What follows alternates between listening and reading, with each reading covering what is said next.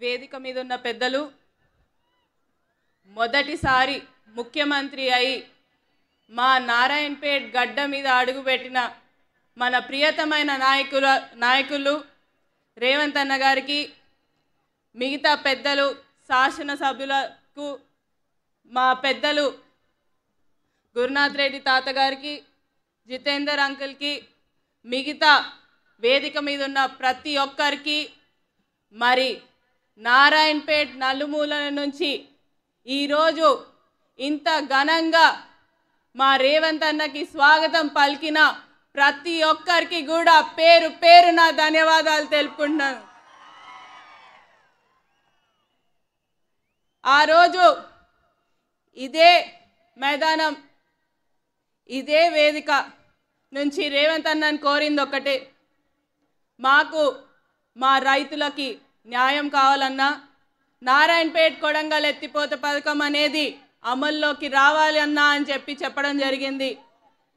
3 నెలలు తిరిగే లోపు ఈరోజు ఆ కళ కీర్తిశేషులు మా తాతగారు చిట్టెం నర్సిరెడ్డి గారి కళ ఈరోజు మన్వరాలైన నేను చిట్టెం పర్ణికారెడ్డిని ద్వారా మీ అందరికీ కూడా నారాయణపేట్ కొడంగల్ ఎత్తిపోత పథకాన్ని అమల్లోకి తెచ్చినందుకు మన ముఖ్యమంత్రి గారికి, మన ప్రియతమ నాయకులు రేవంత్ అన్న గారికి మళ్ళొకసారి చేతులు జోడించి మరి ధన్యవాదాలు తెలుపుకుంటున్నాం.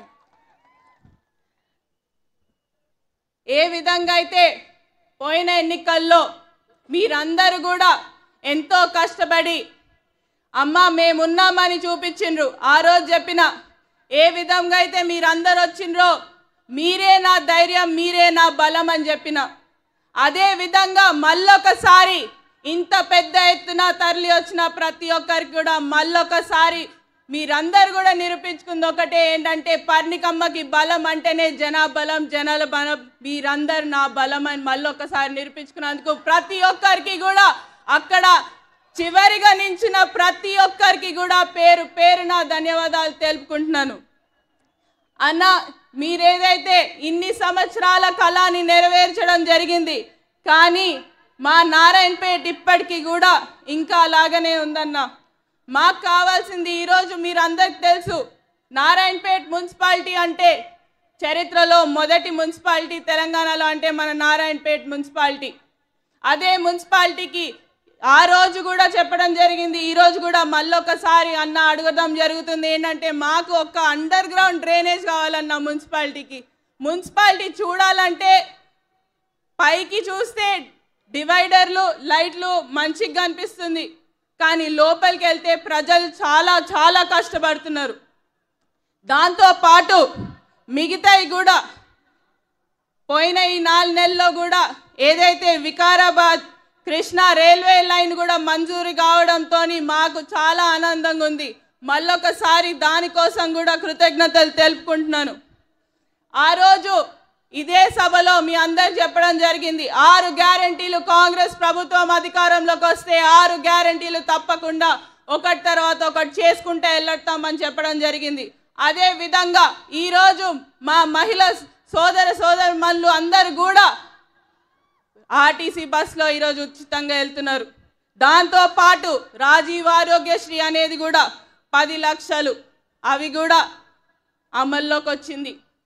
మన మహబూబ్ నగర్ జిల్లాకి కేవలమే ఏవైతే 2 పథకాలు ఆల్రెడీ అమల్లోకి వచ్చి 9 జిల్లాల్లో ఉమ్మడి జిల్లాలలో నడుస్తుందో అదే 500 గ్యాస్ సిలిండర్ కానివ్వండి, మరి 200 యూనిట్ల కరెంట్ కానివ్వండి, అది కూడా త్వరలో కోడ్ అయిపోయిన వెంటనే మన దగ్గర కూడా మళ్ళీ అమల్లోకి వస్తుంది. ఇక్కడ ఉన్న చాలా మందికి అవే ప్రశ్నలు ఉండినాయి.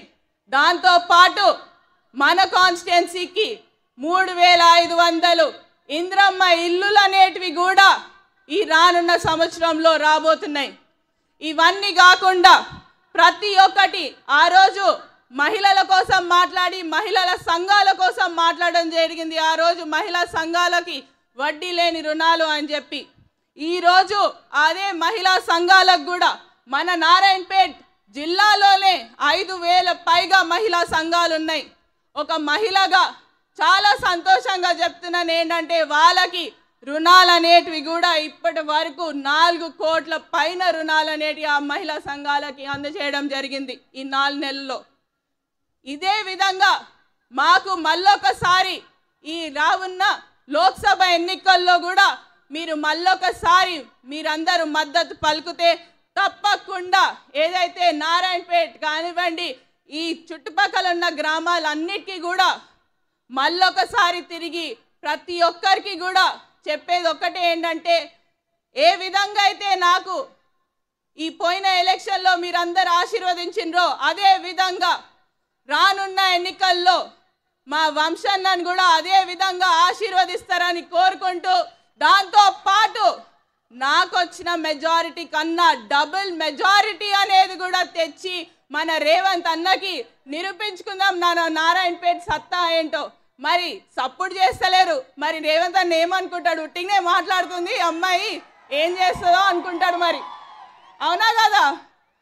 మరి ఒక్కసారి గట్టిగా రేవంత్ అన్నకి చెప్దామా? మరి ఓటేస్తే ఎవరికి గుర్తుకి, ఏ గుర్తుకు ఓటేస్తాం? ఏ గుర్తుకి? జై కాంగ్రెస్. సాయంత్రం అయినట్టుంది, అందరు ఎప్పుడు ఇంటికి పోదామా అని చూస్తున్నట్టున్నారు.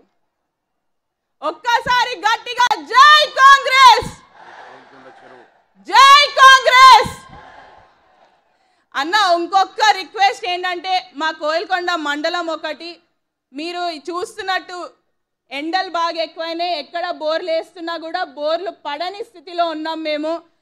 దాంట్లో ఏదైతే కోయల్ సాగర్ బ్యాక్ వాటర్స్ నుంచి ఒక చిన్న లిఫ్ట్ మా గణపతిరాయ్ చెరువుకి ఇస్తే మాత్రం తప్పకుండా అక్కడ కోయిల్కొండ మండలం కూడా తాగునీరుకి ఫస్ట్గా వాళ్ళకి అందుతుంది, దాంతోపాటు సాగునీరు అనేది కూడా అందుతుంది. కాబట్టి అదొక్కటి మా రిక్వెస్ట్. దీంతో పాటు మీ అందరు ఇంత పెద్ద ఎత్తున వచ్చినందుకు ధన్యవాదాలు తెలుపుకుంటూ మరొకసారి జై కాంగ్రెస్, జై కాంగ్రెస్. హస్తం గుర్తుకే, హస్తం గుర్తుకే. చేయలైతే లేస్తలేవు, చేయలు కనిపిస్తలేవు. ఒక్కసారి హస్తం గుర్తుకే. సెలవు తీసుకుంటాను.